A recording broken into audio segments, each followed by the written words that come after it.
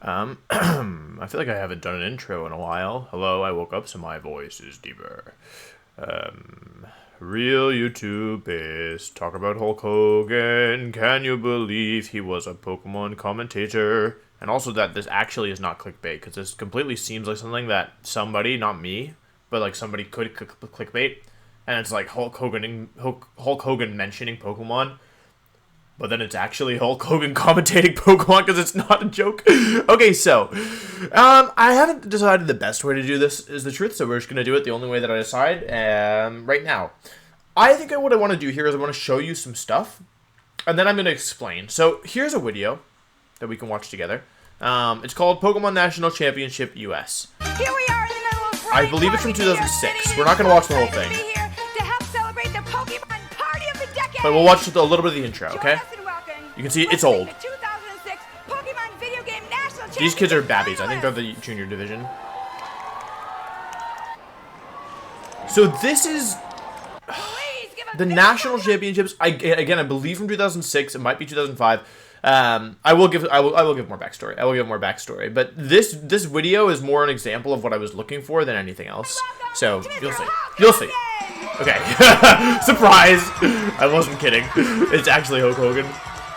I've been a huge fan of Pokemon since it began, and I'm really excited to be here. My son Nick is way into it. Okay, so we'll skip ahead a little bit. Video game nationals. There's a bunch of different games going on. You can see they've all got these custom shirts. There's kids playing, etc., right? Then we go to Hulk Hogan. Here's his comments on it. Pikachu, what's up, dude? I like those red and yellow colors. Those are my colors. You know, that could be gimmick infringement, brother, but that's okay. You're my buddy. I think Pokemon is so popular because it's pure entertainment for the kids. It's a very positive form of entertainment. It teaches them values and how to stay focused and team play. I think it's really, really cool that at a young age, kids like my son can get involved with Pokemon and keep those values all through their life because it is all positive stuff. I really like what he says there, personally. I don't know about you guys, but I think it seems very genuine and very true. And here's someone who, as someone who got involved with Pokemon at a young age, I believe I've kept those values for, or at least the values that have taught me for my whole life. So thanks, Hulk. That's really cool. We're going to skip ahead a little bit, because here's what you actually probably came for. Guys, because Pokemon. It's the party of the decade. I don't think it was the party of the decade, but it's still cool. And I'm watching it. What, for almost 15 years later? All I can say is stay focused, guys, because it's game time. All right, it's game time. Well, here we go. Let's have our 13 and over finals. Senior division. So this is cool. They're and the Clefable that he used so expertly before. It may look cute, but it actually packs a punch. Hang on, we'll see. Uses Shadow Ball. Okay, protect. Powerful Mewtwo uses Protect to defend itself, and so does Kyogre. Well, they're both using protection. That's awesome. I wasn't kidding. Hulk Hogan is commentating. That's what he's doing here. He's got 4 Pokemon on their team.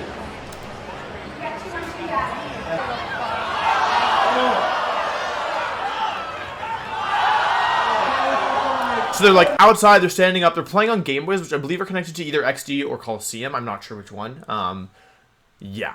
But yeah, this is the finals of the senior division, which is the master division now. They only had 2 divisions back then, I think. It's very hyped too. Kamin sends out another legendary Mewtwo. A lot of those legends. It's like he's paralyzed. Yeah, so that's pretty much what I wanted to show you. I guess we can finish the gameplay. Legendary Ho-Oh again, and Blitz uses a Thunder Wave attack to paralyze Kyogre. Wow. Gosh, over. Groudon fainted.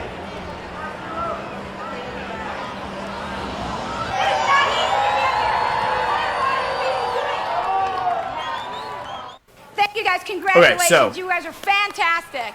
There's Hulk doing a good round of job. applause for- That's pretty much that. So Hulk Hogan really was a VGC commentator. Well, if you want to be technical with me, it's going to be a little bit different. But yeah, he was a commentator for Pokemon, and there's actually some more footage of it. This is some of the highlights that I want to show you guys. This is a good one. The quality's a little bit lower. Attack from Mewtwo is going to hit Clefable. On his heels, he's trying to freeze him out. This is from Nugget Bridge, and it's titled "Play Pokemon Commentary Edition Hulk Hogan." I believe there was a point at which Pokemon put out a call for like commentary editions to like for people to join the commentary team, and I think Nugget Bridge put this one out. I believe it was for that kind of tongue in cheek a little bit, you know. Body slam, brother. That's awesome. Another ice beam. And it's super effective. That was an awesome attack. Oh, he goes for the body slam. Where's the referee? Who's the referee?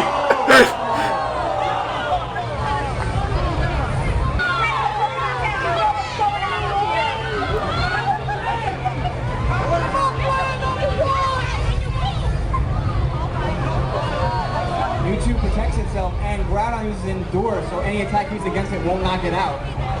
They keep going for that body slam. That must be the best move in the game. It's one of Snorlax's specials that's so big. He's walking on his heels. He's walking on his heels.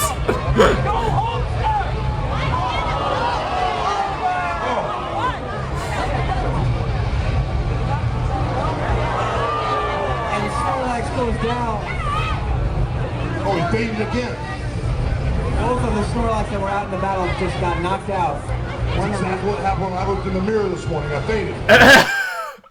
Okay, so what is this? That's probably what you're wondering at this point. I'm just going to go ahead and crop this because I don't want to show all my other messages, because the truth is that this what the heck?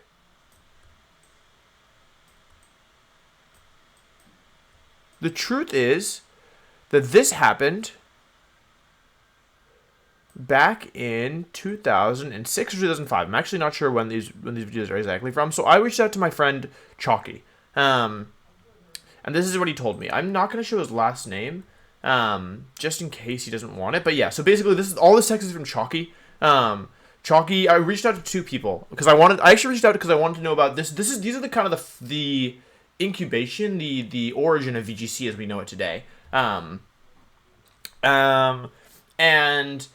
I wasn't there. I started VGC in 2011. VGC, as called VGC, started in 2008. That was the first official year of VGC. However, 2005 and I think 2006 were two different things. There was Battle of Seattle and JAA, Journey Across America. And Chalky explains a bit about it. So I actually reached out to Chalky ages ago. As you can see, this is actually from May 19th because I was interested in doing a video on this, and I kind of just forgot. Like maybe, it's not that I forgot. It's like I couldn't figure out a way of like making it palatable or like how to explain it in a good way. And I recently talked about how Hulk Hogan used to be a VGC commentator, and so I figured, oh, this is a good segue to teach people kind of about early VGC. As a side note, I reached out to both Chalky and Gabby, who are genuinely two of the nicest people I've ever met in my entire life. Both very good VGC players. I've played Gabby once at regionals. She knocked me out of regionals. She played my best friend Marcus. She knocked him out of Worlds LCQ.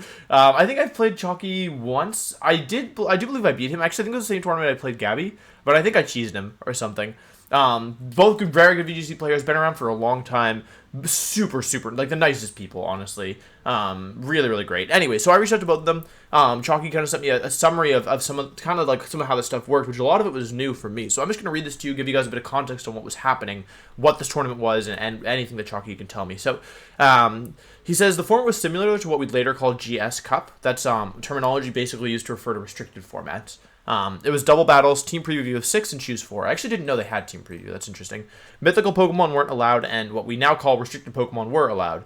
The particularly centralizing part was that there was no limits on how many of what we now call restricted Pokemon were allowed. So there were teams that were Groudon, Kyogre, Rayquaza, Mewtwo, Ho, Lugia. This is a little imbalanced and didn't do that well, but it definitely happened in early levels. You could use Ruby, Sapphire, Emerald, or Fire, Red, Leaf, Green, but Emerald was definitely... Oh, there's some crazy stuff in here, by the way. But Emerald was definitely the convenient one for the purpose of just having all the tutors. Then, Gale of Darkness was used to play the games on a big screen. Admittedly, this one might have been Coliseum instead of Gale of Darkness, but one of the GameCube ones. A quick look at one of the YouTube videos below could tell you, though, based on the team preview screens and the player's avatar. The goal was to give as many states representation as possible, though it didn't quite pan out to being every single state had representation. Florida, Texas, California, and Pennsylvania all had 2 locations for states, which is kind of cool considering how big Texas and California would later be for VGC hubs of good players. To begin, there were online preliminaries that were quiz style, and the top 64 would move on to a state championship. To qualify for nationals that year, you had to win the entire state championship. So 64 people down to 1, and that's how you qualify. Scarm, a very famous old school VGC player, and I were the only ones to qualify for nationals 2 years in a row. Once for a battle in Seattle, I think it's Battle for Seattle in 2005, and once for JAA Journey Across America. However, the scandal that summer was that Battle of Seattle was open to all of North America for nationals, and JAA, the second one, was US only, and he's Canadian. So he won the whole thing and then was later disqualified. Calvin Chan took his place, which is a huge development because Calvin Chan ended up getting second place in nationals. Again, if Scarb isn't disqualified, then then Calvin can't do well at nationals because he wouldn't have qualified. Hack checks were done upon, this is crazy. Hack checks were done upon winning the state championship. They take your GBA cartridge and also the runner-ups. In the event that someone failed a hack check, the runner-up went instead, assuming they passed. I don't recall any instances of anyone having both their finalists get busted, though Mike wasn't the only swap in. I think swap out there. Stephen Morioka. So the Morioka family is, there used to be families of players. I think at the time they were referred to as like dynasties. But there were families of players who like they would all play. For example, Aaron Zhang and Brendan Zhang, that was like one of the most famous ones. But the Moriokas, Stephen and Wesley Morioka and their mother, all have been playing VGC for clearly since then. Wesley Morioka won nationals in 2010. That whole family is like the nicest as well. Like the Moriokas are like along with Chalky and Gabby. Like I know I'm saying everyone is like very, very, very nice, but these people are like the nicest of the nice. Like I don't think they have like I don't even think it's possible for them to have like any kind of like negative, well, not negative thoughts, but you know what I mean. Like they're so kind and just so genuine. So the whole Morioka family is like, yeah, seriously the nicest. I worked with Wesley for a whole year, and yeah, Steven's like amazing. The Moriokas are also responsible for capturing a lot of footage of Pokemon events. Like they would always be filming stuff, and so there's a lot of stuff that would have been lost to history if they hadn't been filming. So they're just great. But yeah, anyway, Stephen Morioka's mom qualified through the last chance qualifier, this year called a second chance qualifier at the time. But that's worth mentioning if so, since the Moriokas, like the Zhang or Arnold families, the other like kind of famous VGC families, were really impressive in their runs because Wes, Steven, and Mom Morioka all got into an invite-only tournament at some point. That's awesome, in my opinion. Both nationals and states were best of one single elimination, my favorite VGC format. On the one hand, that did leave room for cheese, but on the other hand, you had to go undefeated to get your invite, which was a nightmare, so you had to have a team that prepared for everything in the meta. The meta would fluctuate as time went on because each JA event was a different weekend, and we'd see from both online interviews and team reports, then just called war stories. War stories are technically different than team reports, but yeah, like it was more like people wrote war stories back in the day, which were more a summary of like the weekend and telling about their experience and like a little bit more personal. Now people do team reports, which is like very impersonal, like mostly just about like the team and how it works and like maybe some of the building process or like some of the backstory, but war stories are a totally different thing. Overall, it was largely based around some mechanics differences that don't exist anymore. For example, one big one was that self-destructing explosion still did double damage from the old mechanics, so Snorlax was everywhere and Protect was almost critical on every Mon to Mind game there. I have some stories about mechanics failures too, I can talk about a little more in a sit-down. What I saw in the meta sometime if you wanted that. If you guys want to see more about like the first Pokemon tournaments, let me know, because Chalky sent me a lot of stuff, and we're not going to go through everything, but yeah. Like, it's all here somewhere, so if you won first place in a state championship and passed the hack check, you'd get $500 and then the flight and hotel covered for nationals in Bryant Park. That's the video that we watched. Technically, you also got another copy of Fire Red, Leaf Green / Emerald, but it wasn't meant as a prize. This was given to finalists as a collateral in case they couldn't give you back your cartridge. What? The hack checks actually had you hand over your cartridge and they would mail it back to you. Then the other cartridge was meant to be like if the first got lost in the mail or damaged. I read this and I was like, Chalky talks here about a player who was in his 40s and was the oldest qualifier, and qualifies for Worlds in 2010 a couple years later, so that's sick. I like the story. This has nothing to do with anything helpful to your coverage, but it's just a funny story.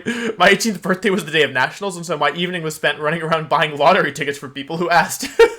There was even one guy who actually won some money, and I jokingly was about to be like, hey, it's still technically my birthday, but we were up so late that mid-sentence the clock went from 11:59 to 12 o'clock, so the guy just pocketed the ticket. That's birthday hacks. Also largely unhelpful information, but a cool story. One of the nuttiest stories from that time period was that I knew this guy, Justin Epstein, Jeps, who lived down the street from me, I came back from Battle in Seattle, 2005, and I was going nuts about how cool it was that I got flown out there for Nationals to play Pokemon, and how they gave me hundreds of dollars plus hotel and travel to play. This guy just looked me dead in the eye and went, "That sounds fun. I think I'll qualify for Nationals next year." And I was like, "Oh, cool. It'd be fun if you played with me next year." And he was like, "No, seriously, I'm going to qualify and get my invite." This is a guy who never played competitive Pokemon before and never did another official Pokemon tournament after this point either. But he ended up winning Michigan State Championship and then finishing in the top 4 of Nats. They blew my mind as you could do anything you set your mind to kind of guy that just showed up, did well, then disappeared off VGC forever. And then he sends a bunch of links. But yeah, basically that's the backstory that I wanted to share. You can see there's a lot there. Chalky sends like a bunch of war stories. He sends a bunch of old like videos, a video of finals. But I kind of just wanted to give an overview of basically everything. There's obviously a lot more here. Yeah, like, but I kind of want to just share a little bit of Hulk Hogan commentating in VGC and a little bit about VGC's early history. I wasn't there, so like I'm kind of just being the messenger. Like I didn't start till 2011, and although like since I started in 2011, some things from like 2010 I like know about because like they were relatively recent, right? This was 2005, 2006, so there's a pretty big gap, and I'm sure a bunch of the players who were big in these years, and it was still so formative and early for VGC, like it was. Clearly very different as far as I can tell. So yeah, like there's a lot of stuff that I just straight up don't know about. And like I haven't even heard about. Like for example, the cartridge thing, I had no idea. So I really, really would like to say thank you to Chalky. If you guys enjoyed this, please let Chalky know in the comments down below, or ask if he wants like any kind of like if he wants like me to link to his Twitter or anything. I'll link that in the description. But I'll check with him first, so I don't just like. Not everyone, wants their Twitter shared. But yeah, like, Chalky, like I said, is so nice. And just kind of like, I was like, hey, like, I'm kind of interested in this stuff. And you can see he sent me so much great information. So I think that really kind of gives you a look into, like, yeah, how great he is. Gabby, too. I believe, like, Gabby probably helped out with this one as well because I asked them both. So, yeah. I think that's all I want to say. I just think it's cool kind of to share a little bit of VGC's early history and how different it was, and I would personally love to see Hulk Hogan make a reappearance. I think him and Anna would probably be a pretty strong commentary, maybe host duo. But yeah, I think that's all I have to say. I think it's really cool that this happened, that this is part of our history. Kind of a celebrity, doing commentary, and also it's interesting just kind of to learn about how things were even before I joined. So yeah, that's all I have to say. Thanks for watching. Let me know if you want to see more stuff like this, and I'll see you next time. Goodbye.